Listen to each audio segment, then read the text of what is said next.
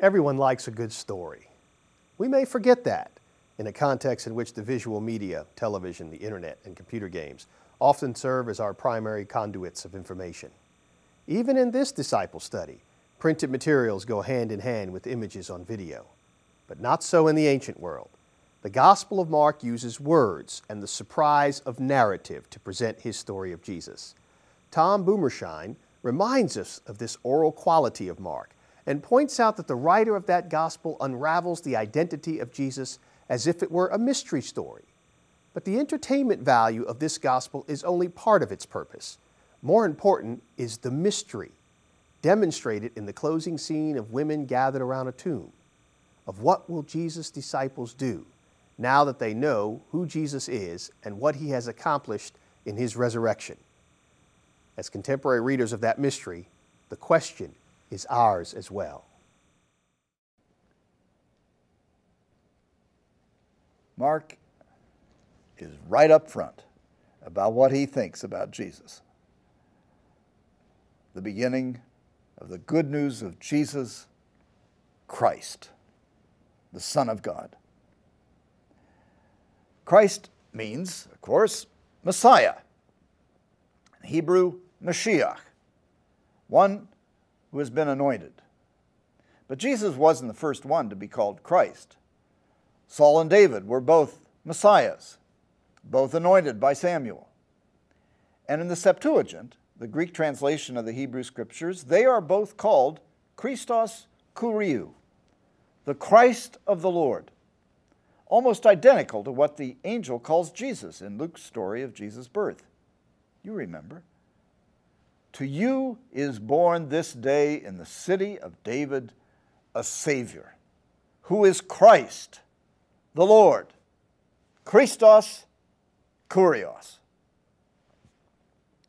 But soon, Jesus starts saying strange and mysterious things for a Messiah. Instead of recruiting soldiers to join an army, the first disciples he calls are fishermen. He has a triumphant first day of ministry in Capernaum, casting out an evil spirit from a guy who started yelling at him in the middle of the synagogue service. And after the service, he heals the mother-in-law of one of his new disciples, Simon. And that night, they bring to him all the people in the village who were sick and possessed by demons. The whole city was around the door. And he healed many who were sick with various diseases, and he cast out many demons. But the end of the story is puzzling. He wouldn't allow the demons to speak because they knew him. Why? Why wouldn't he want people to know? This is the first of many strange and puzzling things about Jesus the Messiah. After he heals a leper, Jesus says to him, "Now look, you say nothing about this to anyone, but go, show yourself to the priest and offer for your cleansing what Moses required." But the leper became an instant evangelist and proclaimed Jesus' healing everywhere, so that Jesus had to hide out in the countryside. So you can see one reason why Jesus told them to keep quiet.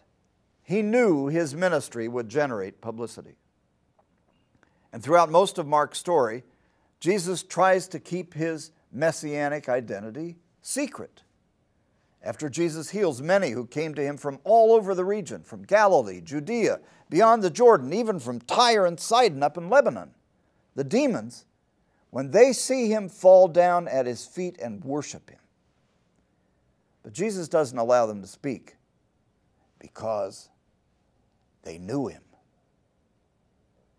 When Jesus heals the daughter of Jairus, the chief of the local synagogue, he tells Jairus and his wife to say nothing about this to anyone. After he heals the deaf and dumb man in the Decapolis, the 10 cities, he tells them to say nothing about this to anyone. But the more Jesus said, "Keep quiet," the more people proclaimed his miraculous deeds everywhere. At the end of the story, they say, "He does everything well. He even makes the deaf hear and the dumb speak." So the next time Jesus heals someone, a blind man in the town of Bethsaida, Jesus sends him straight to his house and tells him, "Don't even go into the village." Why? The secret kept getting leaked.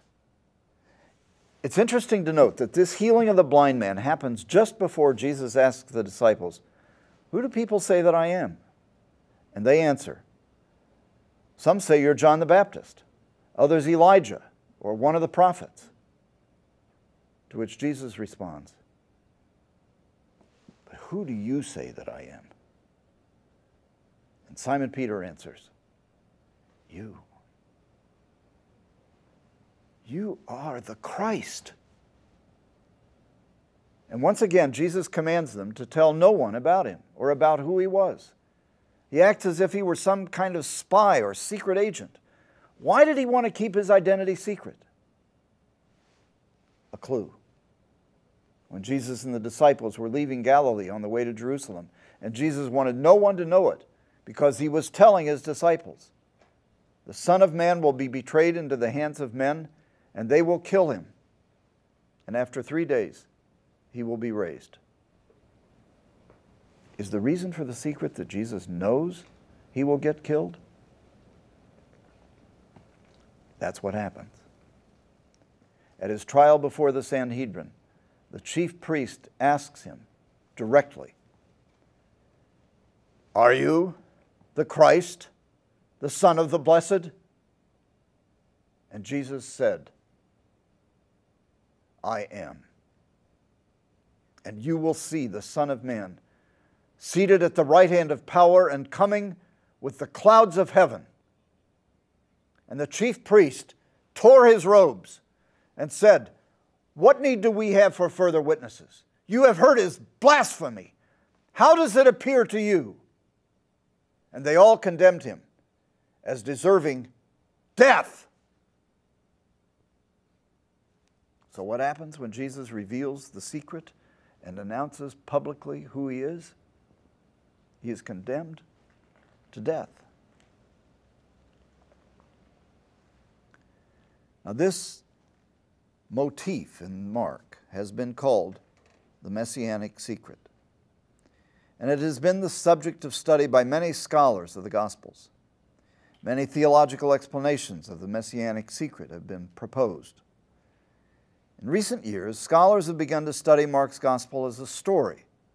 In fact, it seems certain that Mark was a story that was told from beginning to end by storytellers in the ancient world. Eusebius, writing some 300 years later, says that Mark himself wrote the Gospel and then went to Egypt and preached the story that he had written. This reflects what people in the ancient world assumed. Books got published in the ancient world not by being printed, but by being recited out loud.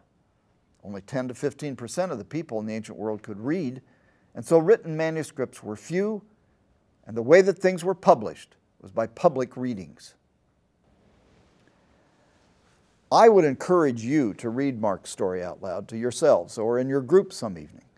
If you read fairly quickly and energetically, you can read the Gospel in 2 to 2.5 hours. If you read it in a group, divide up the reading. Everyone should prepare so that each reader can read with vitality and energy. Avoid reading as we so often do in church with a flat reading. You will all fall asleep. Even reading Mark with interest, you'll get tired. It's because we're not used to listening to long stories like this. Viewing films and television programs, 2-3 hours, no problem. Listening to long stories read aloud, we're not used to it. This was ancient entertainment. In the evenings, people in antiquity told stories and sang songs. So listen to Mark's story read aloud sometime. Hear the gospel as a story. And this will help you hear what Mark was doing in the Messianic Secret. He was making the gospel a mystery story, a story so interesting that people would get hooked and stick around for the ending of this long story. Hearers would want to find out the solution to the mystery.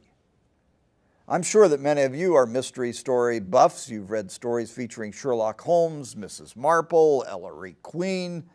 I grew up reading the stories of the Hardy Boys. Lots of girls have read the Nancy Drew mysteries. In a good mystery, once you get hooked, you stay to the end. You got to find out what happened. That's what Mark was after. He wanted his listeners to get so involved in the Jesus story that they would keep listening to the end. And what was the end of Mark's story? Well, the puzzle of this story of the Messiah continues right up to the end. After all, how can a Messiah get killed and save Israel, let alone the world?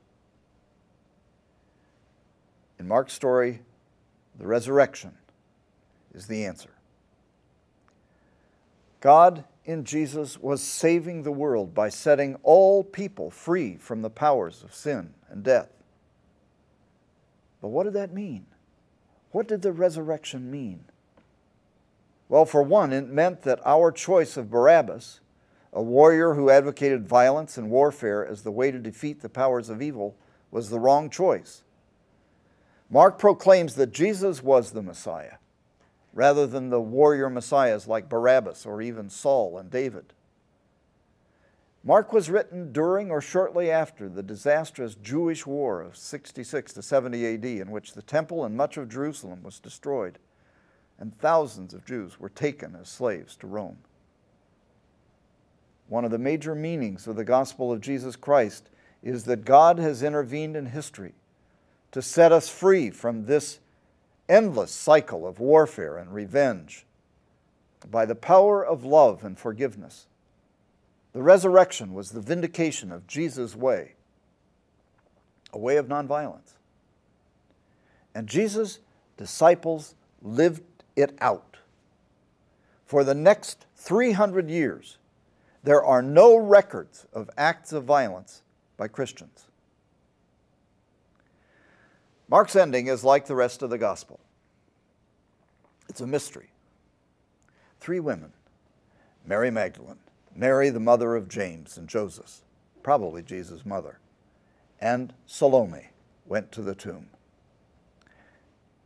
When they went into the tomb, they saw a young man dressed in white who told them that Jesus had been raised. And he said to them, "Go and tell his disciples and Peter, he is going before you to Galilee. There you will see him, just as he said to you." Keeping secrets is no longer necessary. The lid is off. It's time to tell the story. And what do the women do? Going out from the tomb, the women fled, for fear and trembling had seized them. And they said nothing to anyone. For they were afraid. What? What? This is the ultimate irony. Jesus kept telling them to keep the secret, and they kept blowing his cover and announcing it everywhere. Hey, you know what? This guy, Jesus, he's the Messiah. Now they're told to announce that he has been raised. And what do? They say nothing to anyone. Why were they afraid? Because as women they weren't supposed to speak in public? Because they might be made fun of and look foolish, be shamed?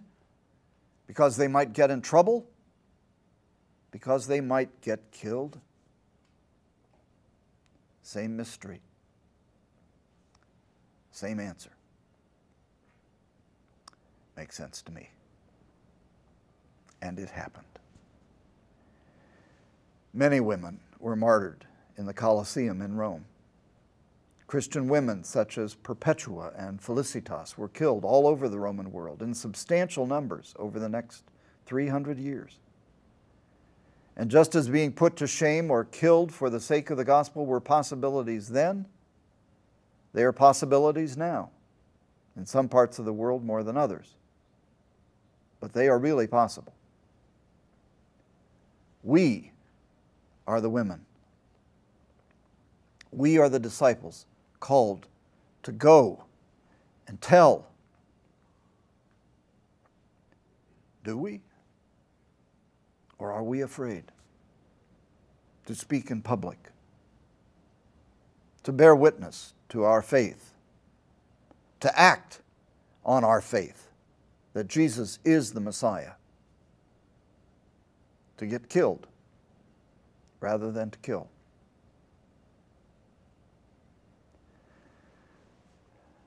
Now that the secret is out and we are called to tell the story, what will we do?